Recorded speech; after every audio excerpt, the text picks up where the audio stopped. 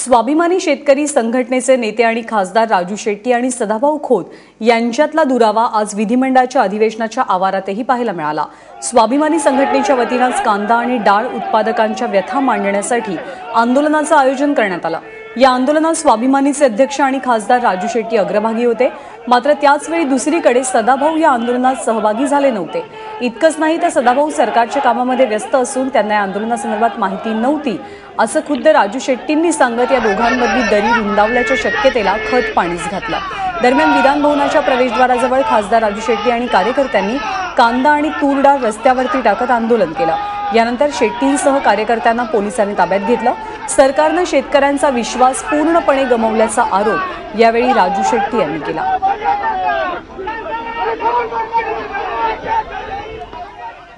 आणि या सगळ्या संदर्भात राजू शेट्टी यांच्याशी बातचीत केलेली आहे आमचे प्रतिनिधी ऋत्विक भालेकर यांनी।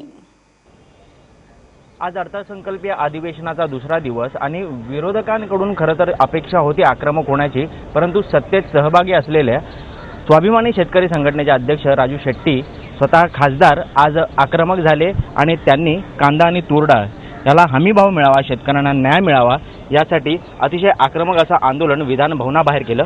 स्वतः ते आपल्या सोबत आहेत, आपण त्यांच्याशी बातचीत करणार आहोत।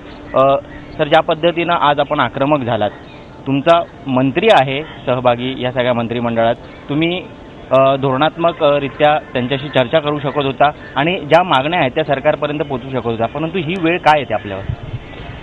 एक तर तुरीची जी खरेदी चालू आहे ती नाफेड मार्फत चालू आहे किंवा मार्केटिंग फेडरेशनच्या मार्फत चालू आहे आणि त्यामध्ये केंद्र आणि राज्य सरकारचा दोघांचाही संबंध येतो।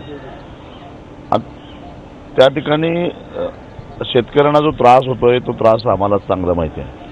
15 दिवस झालं शेतकरी रस्त्यावर उभे आहेत, बाजार समितीच्या दारामध्ये अक्षरशः ठाण मांडून बसलेले आहेत, रांगेमध्ये बसलेले आहेत। शेतकऱ्याकडे काही स्वतःचं वाहन नसतं, तो भाड्यानं वाहन घेऊन त्या वाहनामध्ये तूर घेऊन बाजार समितीमध्ये येतो आणि 15 दिवस त्याला वाट बघायला लागतो। ज्याचं वाहन असतं तो तगादा लावतो, त्याचं भाडं वाटत असतं आणि येत्या 2 दिवसामध्ये अवकाळी पाऊस पडण्याची शक्यता हवामान खात्यानं वर्तवलेली आहे।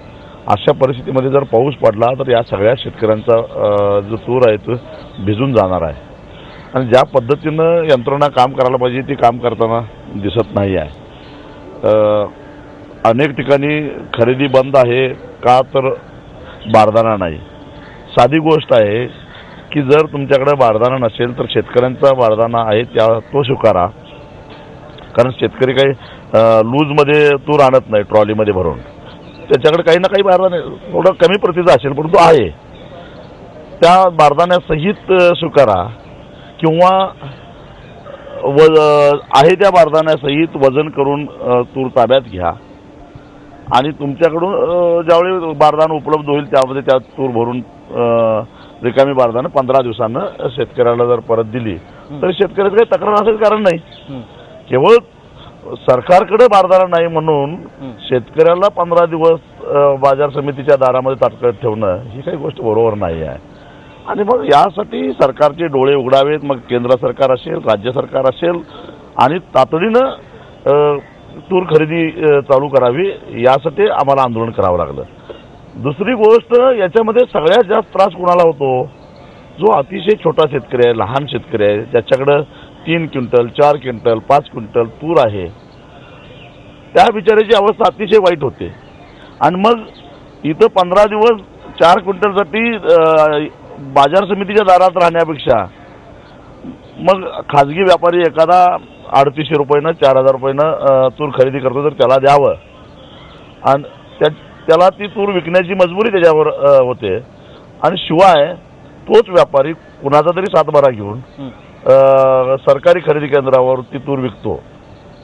म्हणजे याचा अर्थ जो सामान्य माणूस आहे, जो तळागाळातला छोटा शेतकरी आहे, त्याला लुटण्याचं एक कारस्थान अशा पद्धतीने चालू आहे आणि याच्यावर सरकारनं कडक कारवाई केली पाहिजे। ह्या खाजगी व्यापाऱ्यांनी अशा काही तुरी खरेदी केल्या असेल तर कारण ते पावती देत नाहीत, कोऱ्या कागदावर नुसतं पट्टी देतात की त्याला काही अर्थ नाही आणि स्वतःच्या नावानं ते तूर विकतात किंवा कुठल्या तरी बोगस शेतकऱ्याच्या सातबाऱ्याच्या नावावर तूर विकतात आणि मग हे जे गैरप्रकार चालू आहे म्हणजे आज एका बाजूला गोडाऊन मध्ये जागा नाही, दुसऱ्या बाजूला बारदान नाही, तिसऱ्या बाजूला छोट्या शेतकऱ्याला दारात उभा केलं जात नाही आणि मग ही सरकारी खरेदी यंत्रणेच्या माध्यमातून शेतकऱ्यांचं जे शोषण व्हायला लागले याच्यावर कुठेतरी प्रकाश पडला पाहिजे आणि ह्या छोट्या शेतकऱ्याला न्याय मिळाला पाहिजे, यासाठी मला हे आक्रमक आंदोलन करावं लागलं. सदाभाऊ खोत आपले मंत्री आहेत, मंत्रिमंडळात सहभागी, मुख्यमंत्र्यांशी चांगले संबंध आहेत त्यांचे.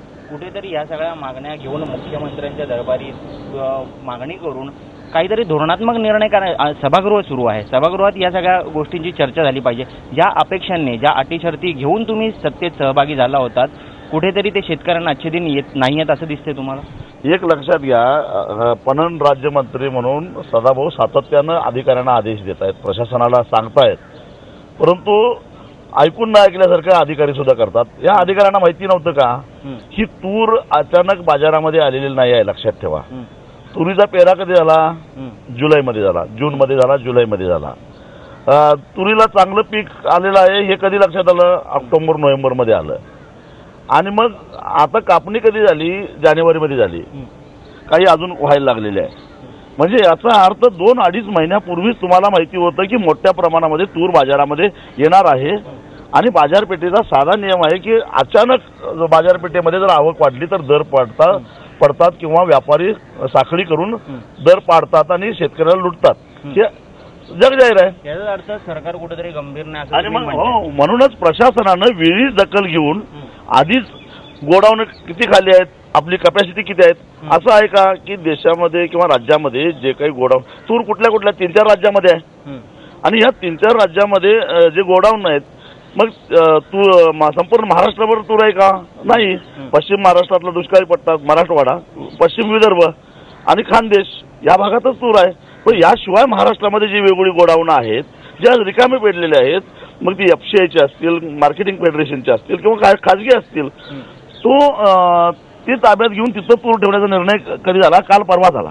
तोच जर निर्णय आधी झाला असता, बारदान एवढं लागणार आहे हे अधिकाऱ्यांना कळत नव्हतं का? आणि हे जर आधी झालं असतं तर आज शेतकऱ्यांना उन्हातानामध्ये बसायची वेळ आली नसते. म्हणून सरकारनं या प्रशासनाचे कान उपसावेत आणि हे केवळ अशा प्रकारे प्रशासनानं जबाबदारी योग्य पद्धतीनं पार न पडल्यामुळं आज शेतकरी विधान भवनाच्या दारात आलेत हे कुठेतरी त्यांना सांगावं, म्हणून आम्हाला हे आंदोलन करावं लागलं. आज आपण हे जे आंदोलन केलं तर सदाभाऊंना विश्वासात घेतलं होतं, त्यांना माहिती होतं तुम्ही आंदोलन करता? नाही, शेवटी सदाभाऊंना आम्ही सांगितलं असतं तर ते कदाचित आमची समजूत घालण्याच्या प्रयत्नात पडले असते किंवा आम्हाला थांबा आम्ही प्रयत्न करतोय असं म्हणत. कारण त्यांची जबाबदारी ते सरकारमध्ये आहे आणि साहजिकच सरकारचा एक भाग म्हणून ते त्यांचं कामच आहे आमची समजूत घालणं किंवा आम्हाला आंदोलन करू नका असं सांगणं. त्यामुळे आम्ही सांगितलं की ही सरकारी यंत्रणा जी आहे, सरकारी यंत्रणा आहे, त्यांचे डोळे उघडण्यासाठी आपल्याला हेच पाऊल उचलावं लागेल म्हणून आम्हाला उचलावं लागलं. सरकारच्या विरोधात जरी आंदोलन केलं असेल तरी सदाभाऊ स्पष्टीकरण देताना असं म्हणतात की हे आंदोलन माझ्या विरोधात नव्हतं. कुठेतरी त्यांच्या मनात पाल चुकते की हे आंदोलन तुम्ही त्यांच्या विरोधात केलं? निश्चितच नाही. सदाभाऊ आमचेच कार्यकर्ते आहेत, आमच्या संघटनेचा एक घटक आहेत आणि आम्हीच त्यांना सरकारमध्ये पाठवलेलं आहे. त्यामुळे सदाभाऊंच्या विरोधात आंदोलन करायचं कारणच काय? आणि सदाभाऊ आहेत राज्यमंत्री. राज्यमंत्र्याला किती अधिकार आहेत, राज्यमंत्र्याचे अधिकारी किती ऐकतात हे आम्हाला चांगलं माहिती आहे. सदाभाऊंची तिथं असताना कशी कुचंबणा होत्या हे आम्हाला माहिती आहे. त्यामुळं हे आंदोलन सदाभाऊच्या विरोधात बिलकुल नव्हतं. हे आंदोलन सरकार या प्रशासनावर, केंद्र सरकार असेल किंवा राज्य सरकार असेल, या प्रशासनावर अंकुश ठेवून शेतकऱ्यांना ह्याच्यापेक्षा चांगल्या पद्धतीनं न्याय द्यायला कुठेतरी कमी पडलं म्हणून हे आंदोलन करावं लागलं. तरी कुठेतरी सदाभाऊंचा जो शासकीय निवासस्थान आहे त्याच्या बाहेर पोलीस बंदोबस्त वाढवण्यात आलाय, ही भीती का सरकार? आता आंदोलन ही गनिमी काव्यानेच होत असतात. त्यामुळं पोलिसांना कळायला पाहिजे होतं की याचा अर्थ पोलीस सुद्धा वृत्तपत्रातून, तुमच्यासारख्या इलेक्ट्रॉनिक्स मीडियातून ज्या काही बातम्या होतात, ज्या काही अफवा येतात त्याच्यावर विसंबून राहिले, अफवावर विसंबून राहिले, त्याला आम्ही काय करणार? बंगल्यावर आंदोलन करायचं कारणच नव्हतं ना. आमचे बरेचसे पदाधिकारी सदाभाऊंच्या बंगल्यातच उतरलेले आहेत.